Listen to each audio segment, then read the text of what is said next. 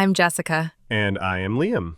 We're going to walk you through how to install, activate, and configure Sirapix POS. To install the plugin, open your WordPress dashboard and navigate to the Plugins page from the side menu. Click Add New, then Upload Plugin, and choose the zip file for Sirapix POS.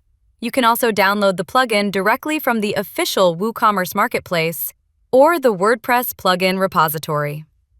Once the plugin is uploaded, click Activate.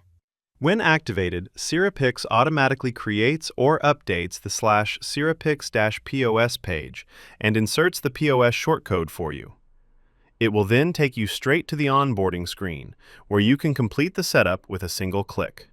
The entire process is quick, simple, and only takes a couple of minutes.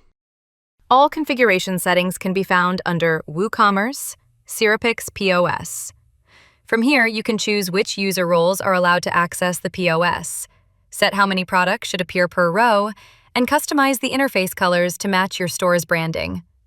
You can also enable both online and offline modes, a unique feature introduced by Sirapix to support stores with multiple registers or unstable internet connections. In the Manual Sync section, you can instantly apply any product updates or pricing changes to your offline data.